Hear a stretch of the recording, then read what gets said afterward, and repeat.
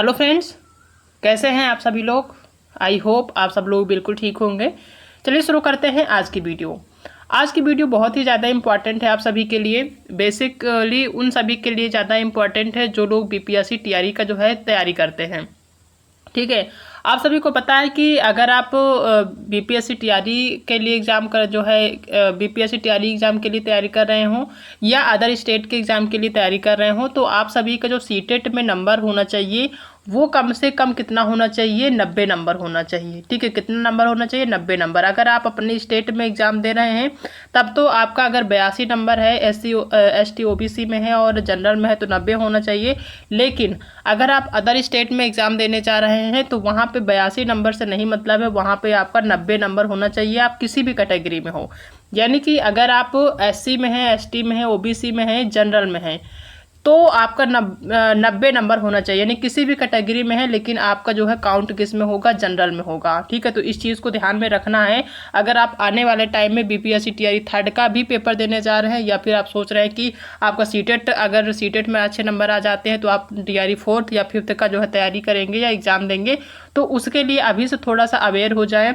जो खासकर जो महिलाएं हैं वो इस चीज़ के लिए सोच लें अभी से, जो है अपने दिमाग में ये बात बिठा कर रख लें कि सीटेट में 90 नंबर ही मान्य होगा। 90 नंबर से कम, यानी कि अगर आपका 89 यानी 89 नंबर है तो भी आप वहाँ के लिए एलिजिबल नहीं होंगे। आप जो है वहाँ पे पेपर दे सकते हैं, मे बी कि आपका जो है वहाँ पे सिलेक्शन भी हो जाए, लेकिन बाद में फिर वही दिक्कत होगी कि आपका 90 नंबर नहीं है, फिर आपको दिक्कत होगी। ठीक है, तो उसी के बारे में डिटेल में डिस्कस करने वाले हैं। क्या डिसीजन हुआ इससे पहले जो नियुक्ति हुई है उसके बारे में। जो महिलाएं जो है जिनका नंबर 89 था, एक नंबर की बात है, एक नंबर जिनका कम था उसे उनका क्या हुआ, आने वाले टाइम में क्या हो सकता है, उसके बारे में डिटेल में डिस्कस करने वाले हैं। तो चैनल पे नए हैं तो चैनल को सब्सक्राइब कर लीजिएगा और अपने दोस्तों को भी शेयर कर दीजिएगा जो लोग बीपीएससी टीआरई का जो है खास कर तैयारी कर रहे हों या फिर सीटेट में बहुत ज़्यादा लापरवाही बरत रहे हों। उनको लगता है कि उनका तो 82 नंबर आ ही जाएगा, उतने में मान लिया जाएगा, तो उनको शेयर ज़रूर कर दीजिएगा ताकि चीज़ें उनको समझ में आ जाए। खासकर जो महिलाएं हैं, क्योंकि महिलाएं इन सब चीज़ों में बहुत कम अवेयर रहती हैं, उनको चीज़ें नहीं पता होती हैं।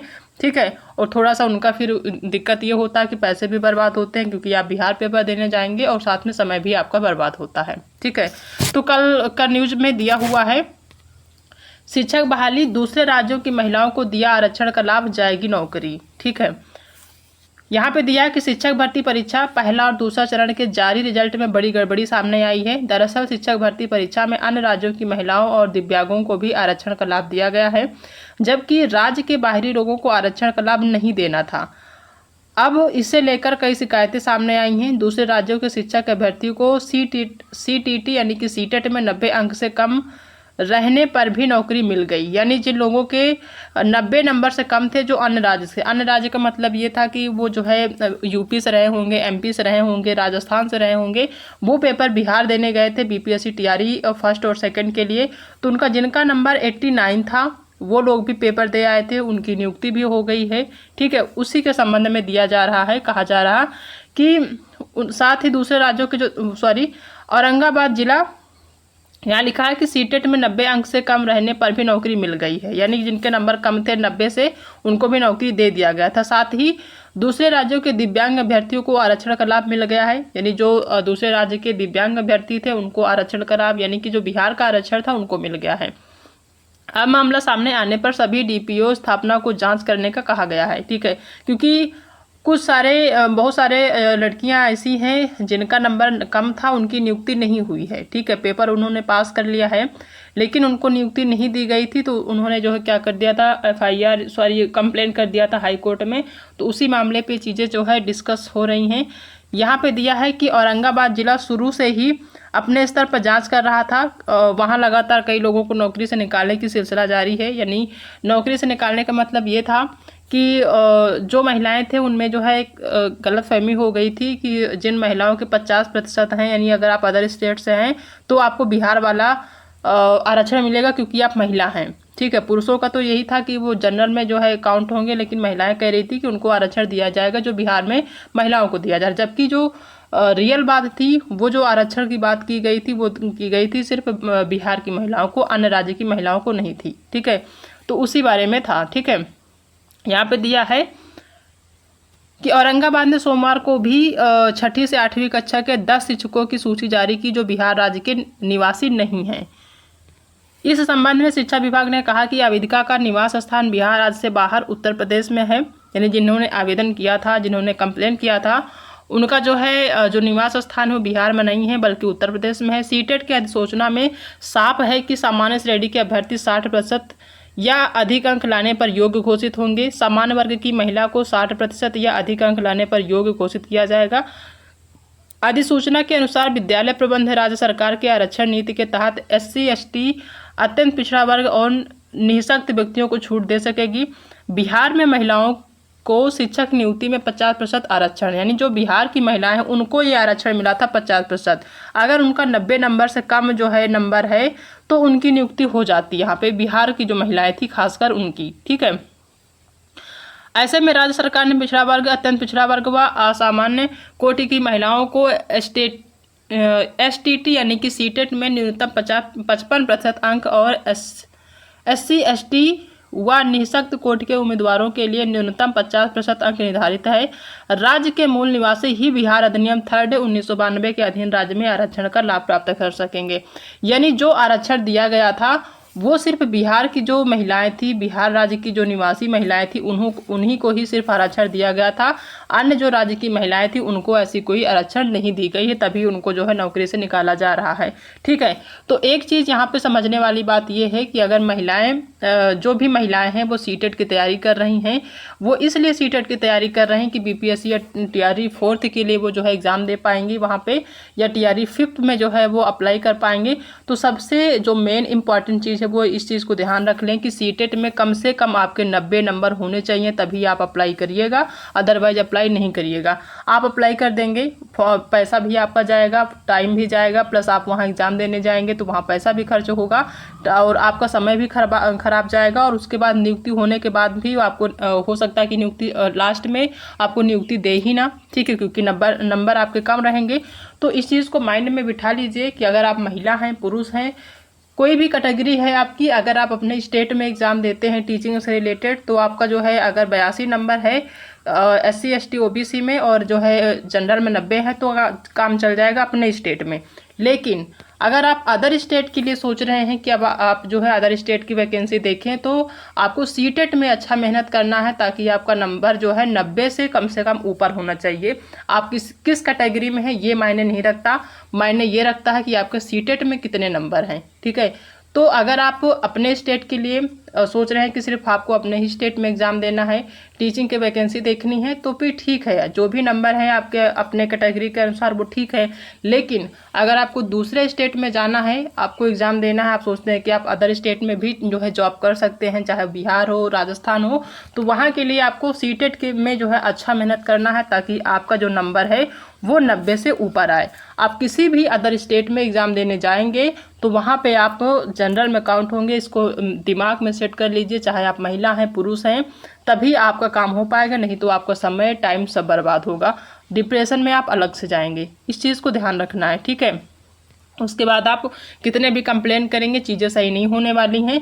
तो ये हमेशा से नियम है, रूल है कि जो आप किसी भी स्टेट में जाते हैं तो आपको कितना नंबर होना चाहिए आपके सीटेट में, 90 नंबर।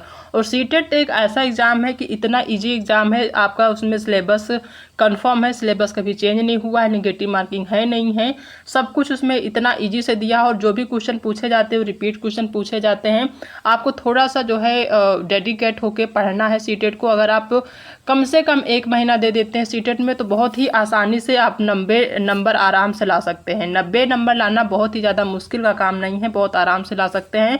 लेकिन जब आप पढ़ेंगे ही नहीं तो 90 नंबर क्या 82 भी आपके नहीं आएंगे, ठीक है। तो सबसे ज़्यादा हम हमेशा से कहते आए हैं कि आपको कोई भी एग्ज़ाम देखना है तो सबसे पहले आप फोकस करिए सीटेट में। सीटेट में अगर आपके नंबर अच्छे रहेंगे तो आने वाले टाइम में जो भी एग्ज़ाम होंगे उसमें आप कॉन्फिडेंटली आराम से एग्ज़ाम दे पाएंगे, ठीक है। BPSC TRE 3rd में अगर आपके एक भी नंबर कम है, 89 नंबर हैं, आप सोचते हैं कि एक ही नंबर की तो बात है, हो सकता है कि हमारा सिलेक्शन हो जाए, ठीक है। तो ऐसा नहीं है, 90 नंबर है तभी आप सोचे बिहार जाने के लिए, अदरवाइज़ आप बिल्कुल भी ना सोचें क्योंकि वहाँ पे आपका टाइम और पैसा दोनों बर्बाद होगा, ठीक है। तो हमेशा से महिलाएं खासकर ध्यान दें और चीज़ों को जो है जो सही हो, ऑथेंटिक हो, उन चीज़ों पे ज़्यादा ध्यान दें। अगर ये नियम है कि आप अदर स्टेट में जाते हैं 90 नंबर होना चाहिए, तो फिर आपको मेहनत करना है कहाँ पे, सीटेट में सबसे पहले इस टाइम पे। क्योंकि आप बीपीएससी टीआरई थर्ड के अगर आपका सीटेट क्लियर नहीं है तो बीपीएससी थर्ड में तो आप एग्ज़ाम दे ही नहीं पाएंगे। तो फोर्थ में अगर आपको एग्ज़ाम देना है तो सबसे पहला जो फोकस करना है वो सीटेट के लिए ही करना है। सीटेट में आप इतना मेहनत अच्छे से कर जाएं, आपको बहुत ज़्यादा 5 सब्जेक्ट हैं, 5 सब्जेक्ट को ध्यान देने की ज़रूरत नहीं है। अगर सिर्फ 2 सब्जेक्ट को ध्यान में रखते हैं या फिर 3 सब्जेक्ट को, एक होता है आपका सीडीपी, दूसरा होता है ईवीएस और तीसरा जो सब्जेक्ट है वो हिंदी। अगर इन 3 सब्जेक्ट को बहुत ध्यान से पढ़ लेते हैं तो 90 नंबर लाने से कोई नहीं रोक सकता, बहुत ही आसानी से 90 आपके नंबर आ जाएंगे। ठीक है, क्योंकि बाकी जो सब्जेक्ट होते हैं उसमें भी 15-15 का नंबर का पेडागोजी होता है। पेडागोजी आप तीनों सब्जेक्ट में पढ़ेंगे तो वो सारे पेडागोजी अन्य सब्जेक्ट में भी काम आएंगे, क्योंकि पेडागोजी लगभग सबका एक ही होता है। आप 15 नंबर की तैयारी हिंदी के लिए करेंगे तो वही पेडागोजी आपकी नेक्स्ट जो आपका लैंग्वेज होगा, चाहे वो संस्कृत हो, इंग्लिश हो, उसके लिए भी वो उतना ही जो है फ़ायदेमंद होगा। क्योंकि पेडागोजी सेम होता है, लैंग्वेज थोड़ा चेंज होता है। आपके हिंदी का जो होता है हिंदी में रहता है, संस्कृत में संस्कृत बदल जाता है, इंग्लिश में इंग्लिश बदल जाता है। ठीक है, तो पेडागोजी अगर आप एक पढ़ेंगे तो सभी सब्जेक्ट के लिए यूजफुल रहेगा। तो अगर आप 3 सब्जेक्ट को फोकस करते हैं तो भी 90 नंबर बहुत ही आसानी से आ जाएंगे। तो सबसे पहले अगर आप चाहते हैं कि अदर स्टेट में आपको एग्जाम देना है, टीचिंग करनी है वहाँ पे, तो सीटेट को फोकस करिए। सीटेट में जो भी क्वेश्चन पढ़ाए जाते हैं, जो भी चैप्टर पढ़ाए जाते हैं, उनको ध्यान से पढ़िए। सीटेट इतना ईजी एग्जाम है, कोई नेगेटिव मार्किंग है नहीं, सिलेबस कन्फर्म है, सिलेबस कभी चेंज हुआ नहीं है।